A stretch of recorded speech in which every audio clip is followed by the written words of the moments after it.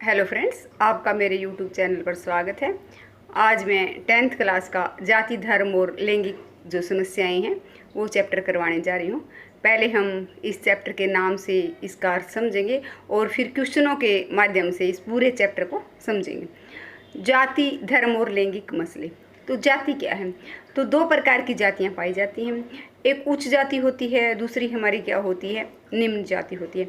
हमेशा ही ऐसा होता है कि उच्च जाति के लोग जो है निम्न जाति के लोगों को दबाने का कार्य कर रहे हैं। तो ये समस्या पैदा हो गई है। विभाजन का मुख्य आधार भारत में क्या है, जाति भी रहा है। जबकि भारत में क्या है, वर्ण व्यवस्था है, जबकि दूसरे देशों में बाकी धार्मिक विभाजन ये तो देखे गए हैं, लेकिन जाति पर आधारित विभाजन नहीं है जो भारत में मुख्य विभाजन है। फिर है हमारा जाति, फिर है धर्म। धर्म क्या है कि भिन्न भिन्न विचारधाराओं में विश्वास हमारा क्या है, धर्म है। कोई हिंदू धर्म का मानता है, कोई सिख को मानता है, कोई इस्लाम को मानता है, ये धर्म है। तो इस पर आधारित भी क्या हो जाती है, समस्याएं पैदा हो जाती हैं कि ये धर्म क्या देता है, सांप्रदायिकता को जन्म देता है। फिर है हमारा लैंगिक। लिंग पर आधारित कि लिंग पर आधारित क्या है, एक पुरुष है, दूसरा स्त्रियां हैं। इनसे संबंधित समस्याएं हैं कि इनको पुरुष और स्त्री को बराबर का दर्जा नहीं दिया गया। तो ये सारी समस्याओं को हम क्वेश्चन के द्वारा एक एक करके सॉर्ट आउट करेंगे। तो फर्स्ट जो अभ्यास का क्वेश्चन है, पहले मैं अभ्यास के क्वेश्चन कराऊंगा, फिर इस बुक में जितने वर्ड यूज हुए हैं, जितने इंटरनल क्वेश्चन है वो आपको करवाए जाएंगे। तो पहला क्वेश्चन है, जीवन के उन विभिन्न पहलुओं का जिक्र करें जिनमें भारत में स्त्रियों के साथ भेदभाव होता है या वे कमजोर स्थिति में हैं। तो पहला ही हमारा क्या है, शिक्षा के क्षेत्र में। तो शिक्षा के क्षेत्र को लीजिए कि पुरुषों की जो संख्या है, पर जितना जो प्रतिशत है शिक्षित का वो ज़्यादा है, स्त्रियों का शिक्षित का जो प्रतिशत है वो कम है। पुरुष 81% शिक्षित हैं, जबकि महिलाओं का शिक्षितता का प्रतिशत क्या है, सिर्फ 65% है। और जो स्कूल में जाने वालों की संख्या है वो हमारा लड़कों की संख्या ज़्यादा है, लड़कियों की कम है। और हायर एजुकेशन पर लड़कियों की संख्या कम है, लड़कों की संख्या ज़्यादा है। आज स्थिति कुछ ठीक हो गई है, लेकिन हर फील्ड में लड़कियां क्या होती है, लड़कों से आगे होती हैं। चाहे वो किसी भी क्लास का रिजल्ट उठा के देख लो, लड़कियों के मार्क्स लड़कों से ज़्यादा होती है। फिर भी उनकी संख्या बराबरी की नहीं है कि हायर एजुकेशन में जाते हैं तो लड़कियों की संख्या बहुत कम होती है। और लड़कियां जो है स्कूल छोड़ने वालों की संख्या, ड्रॉप आउट की संख्या गिने तो लड़कों की संख्या बहुत ही कम पाई जाती है, लड़कियों की संख्या बहुत ज़्यादा पाई जाती है। कई कारण होते हैं कि घर में कोई कार्य है तो पेरेंट्स क्या करते हैं, लड़की को उठा लेते हैं। छोटा भाई को रखना है वो लड़की को उठा लेंगे, लड़के को कभी नहीं उठाते। उसके बाद किसी और कार्य के लिए कि स्कूल का गांव में स्कूल है वो +2 तक उसको पढ़ा लेते हैं, लेकिन बाहर जब भेजने की जब बारी आती है तो लड़के को बाहर भेज दिया जाता है। बहुत सारी प्रॉब्लम्स के कारण लड़कियों को घर पर रख लिया जाता है। फिर शादी करनी होती है तो लड़की की शादी कर देते हैं, लड़के को आगे पढ़ानी, उसको जारी रखते पढ़ाना। तो कई कारण हैं जिसके कारण शिक्षा के क्षेत्र में लड़कियों और लड़कों का प्रतिशत क्या है, अलग अलग है। और रिसोर्सेज एलोकेशन की बात करें तो पेरेंट्स क्या है, लड़कों पर तो रिसोर्सेज का ज़्यादा % खर्च करते हैं, लड़कियों पर नाम मात्र।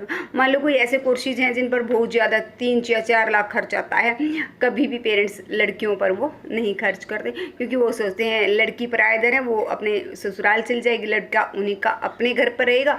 तो वहाँ पर वो रिसोर्स एलोकेशन में क्या करते हैं, कंजूसी करते हैं, लड़कियों पर कम करते हैं, लड़कों पर ज़्यादा करते हैं। फिर हमारा निजी जीवन में देखें तो ये शिक्षा के क्षेत्र में भेदभाव हो गया। निजी जीवन में देखें तो निजी जीवन में भी औरतों के साथ बहुत भेदभाव होता है।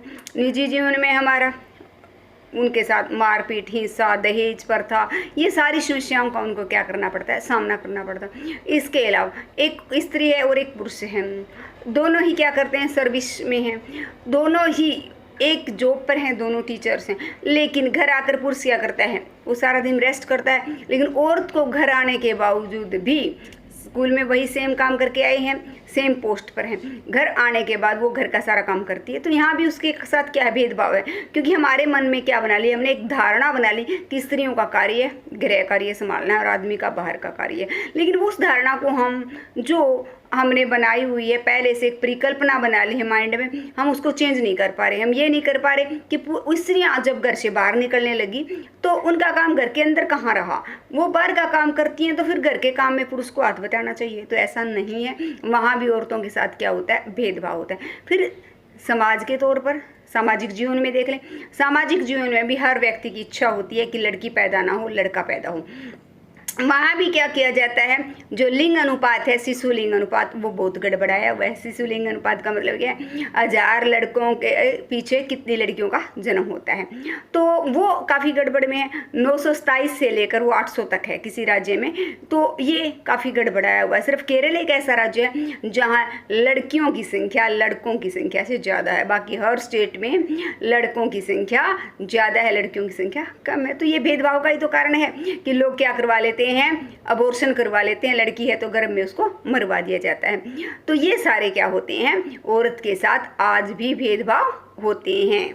फिर सेकंड क्वेश्चन जो है हमारा, विभिन्न तरह की सांप्रदायिक राजनीति का ब्यौरा दें और सबके एक एक उदाहरण भी दें। तो विभिन्न तरह की राजनीति, तो सांप्रदायिक जो है, विभिन्न तरह की सांप्रदायिक राजनीति, तो सबसे तो मुख्य हमारा क्या है, दैनिक जीवन में है। हमारी दैनिक जीवन में हम विभिन्न प्रकार की राजनीति का प्रयोग करते हैं, हमें पता ही नहीं चलता हम कर रहे हैं। हम कि एक संप्रदाय को हम अपने से अलग समझते हैं कि ये हमारे धर्म का नहीं है, तो उसको थोड़ी अलग दृष्टि से देखते हैं। रोजाना के जीवन में हम इस तरह प्रयोग करते हैं जिसका हमको हमारी जीवन शैली में ही वो समा गया है, जिसको हमको पता भी नहीं चलता कि हम कर क्या रहे हैं। फिर हमारा राजनेता लोग भी करते हैं। इसमें पहले तो हमारा क्या है, विभिन्न प्रकार की सांप्रदायिक राजनीति। पहले हम इसको सांप्रदायिक राजनीति को ही समझ लेते हैं। सांप्रदायिक राजनीति क्या होती है, वो विचारधारा जिसमें एक धर्म के लोग या एक संप्रदाय के लोग अपने संप्रदाय या अपने धर्म को श्रेष्ठ समझते हैं और दूसरे के संप्रदाय को क्या समझते हैं, घटिया स्तर का समझता। वो अपने संप्रदाय की शिक्षाओं का फैलाव करना चाहते हैं, दूसरे की शिक्षाओं को क्या करना चाहते हैं, दबाना चाहते हैं। वो अपने संप्रदाय को राष्ट्र से ऊपर समझते हैं कि राष्ट्र भी उनके बीच में नहीं आ सकता। वो अपने आप को एक अलग विचारधारा में बांध लेते हैं कि वो अलग महसूस करते हैं कि हम कुछ अलग हैं। तो यदि वो क्या होते हैं, यदि वो वर्ग क्या होता है, बहुसंख्यक है, तो वो अल्पसंख्यक को दबा देगा, और यदि वो अल्पसंख्यक है तो वो क्या करेगा, अलग से अपना राजनीतिक क्षेत्र की मांग करेगा, अलग से अपना निर्वाचन क्षेत्र की मांग करेगा। तो ये भी हमारे क्या है, सांप्रदायिक राजनीति है। फिर हमारे राजनेता लोग क्या करते हैं, इस सांप्रदायिक राजनीति को भड़काने का कार्य करते हैं। वो ऐसे ऐसे भाषण देते हैं कि जिससे एक संप्रदाय के लोगों को वो इकट्ठा कर सकें, एक मंच पर ला सकें, अपने स्वार्थ को पूरा करने के लिए वो इस प्रकार के कार्य करते हैं। फिर इसका राजनीति में इसका एक रूप ये भी है कि जहाँ पर एक संप्रदाय बहुसंख्यक है कि संख्या में ज़्यादा, मान लो मुस्लिम प्रधान इलाका, वहाँ से किसी मुस्लिम कैंडिडेट को उठा दिया जाता है ताकि वहाँ से वो विजयी हो सके। तो उनको लोगों को भी आश्वासन दिलाते हैं, भाई तुम्हारा संप्रदाय का लोग है, हमारा माइंड में भी आता है कि हम मुस्लिम हैं, ये मुस्लिम खड़ा हुआ है, हमें इसको वोट देना चाहिए। हिंदू सोचता है कि हिंदू खड़ा है तो हमें उसको वोट देना चाहिए। तो ये हमारा सांप्रदायिकता का मुख्य राजनीतिक विषय है। फिर है जो दैनिक जीवन के या जो रोजमर्रा के झगड़े हम देखते जा रहे हैं कि भारत और पाकिस्तान का विभाजन किसके कारण हुआ, सांप्रदायिक राजनीति के कारण। और जो सांप्रदायिक राजनीति है इसके कारण ही हमारे कश्मीर में जो रोज दंगे होते हैं, इसका मुख्य कारण ये है। अब कोरोना टाइम में जो हमारी जमात की जो घटनाएं थी जिनके कारण सांप्रदायिक राजनीति बढ़ रही है, ये भी इसी का उदाहरण है कि एक संप्रदाय विशेष अपने आप को राष्ट्र से भी अलग समझता है कि वो उस पर वो बंधन लागू ही नहीं हो रहे। सांप्रदायिकता, फिर हम ये कारण क्या है, कहाँ से फैला, तो सांप्रदायिकता शब्द का जो उदय हुआ वो अंग्रेजों की देन है। अंग्रेजों ने सबसे पहले हिंदू और मुस्लिम को अपने राज को चलाने के लिए अलग करने की एक नीति बनाई, जिस नीति का नाम था सांप्रदायिकता। उन्होंने कांग्रेस को वीक करने के लिए मुसलमानों का फेवर करके मुस्लिम लीग अलग बनवा दी।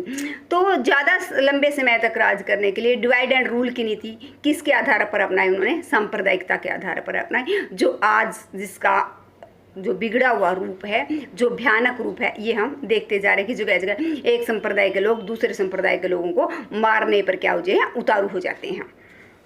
फिर है बताइए कि भारत में किस तरह अभी भी जातिगत असमानताएं जारी हैं।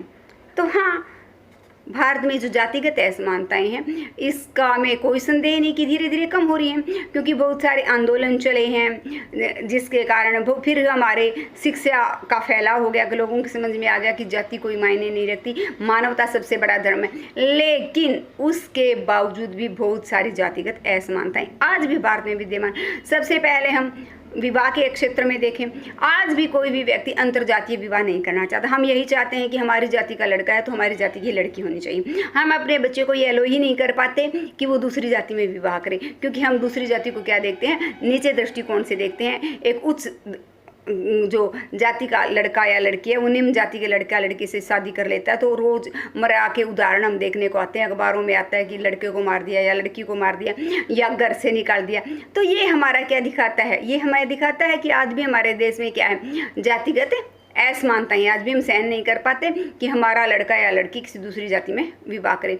तो ये हमारा जातिगत असमानता को दिखाता है। फिर हमारे छुआछूत है, आज भी बहुत बड़ी क्लास ऐसी है, अनटचेबिलिटी को क्या कर दिया गया है, वैसे तो कानूनी अपराध घोषित कर दिया गया है किसी का, लेकिन फिर भी गाँव में ये अशिक्षित वर्ग आज भी बहुत ज़्यादा बड़ा वर्ग ऐसा है भारत में जो अनटचेबिलिटी को मानता है। वो जो निम्न क्लास है उसके साथ इकट्ठा बैठना पसंद नहीं करता, अपने बर्तन वगैरह शेयर करना पसंद नहीं करता।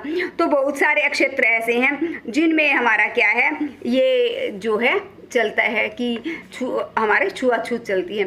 फिर कई बार क्या होता है कि हमारा जो जॉब है, कार्य है, आज भी हम ये देखते हैं कि हमें यूँ लगता है ये कार्य हमारे हिसाब का नहीं, हम अपनी जाति के कार्यों को करना पसंद करते हैं। किसान है वो किसान करना पसंद करेगा, जबकि स्वीपर का कार्य है वो एक विशेष जाति के लोगों तक ही बंधा हुआ है। हम ये देखते हैं कि स्वीपर का कार्य है, पीएन का कार्य है, ये हमारा नहीं है, ये उस जाति के लोगों का। तो वो कहीं ना कहीं माइंड में आज भी वो चीज़ें हैं। तो आज भी हमारे देश में कहीं ना कहीं जातिगत जो असमानता वो पाई जाती है, पूर्ण रूप से समाप्त नहीं है। फिर क्वेश्चन नंबर 4 है, 2 कारण बताएं कि क्यों सिर्फ जाति के आधार पर भारत में चुनावी नतीजे तय नहीं हो सकते।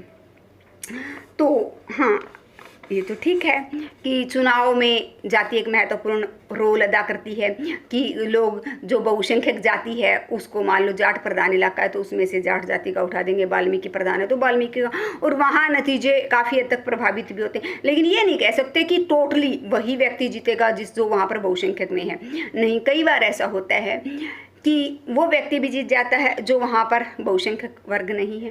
तो इसका कारण क्या है, पहला कारण तो है हमारी शिक्षा। आज लोगों में शिक्षा का प्रसार हो गया, पढ़े लिखे लोगों को पता है कि कौन झूठ बोल रहा है और कौन सच बोल रहा है, विकास कौन करवा सकता है, देश को आगे कौन ले जा सकता है। तो कई बार लोग व्यक्ति की ईमानदारी को, उसकी पर्सनैलिटी को देखकर वोट देते हैं। फिर क्या होता है, कई बार एक व्यक्ति की जो प्रसिद्धि है, उस पार्टी की जो प्रसिद्धि है, उस व्यक्ति की इमेज इतनी बेटर होती है कि हम उस व्यक्ति को देखकर वोट देते हैं, न कि जाति को देखकर।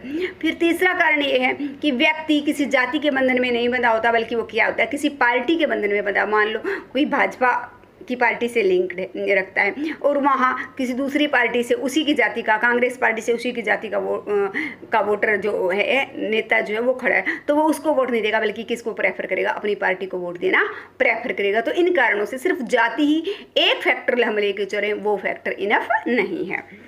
फिर है, भारत की विधायिकाओं में महिलाओं के प्रतिनिधित्व की स्थिति क्या है। तो देखो, महिलाओं का प्रतिनिधि तो हम देखें तो नगण्य है, न के बराबर है। क्या हालांकि हम आज़ाद हुए इतने साल हो गए और हमारी जनसंख्या आधी है, बहुत सारे हमने जितने अधिकार प्राप्त किए उसके लिए हमने बहुत सारे नारीवादी आंदोलन किए। नारीवादी आंदोलन क्या होते हैं, नारी को पुरुष के बराबर अधिकार दिलाने के लिए जो आंदोलन हमने चलाए, जो विद्रोह हमने किए, वो नारीवादी आंदोलन।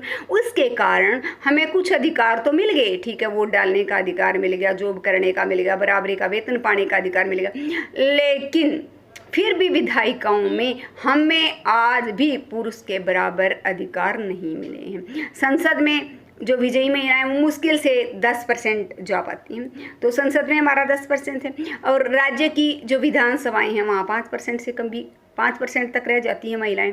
उसके अलावा जो पंचायती राज है उसमें क्या है, हमारा 33% आरक्षण नियुक्त किया है।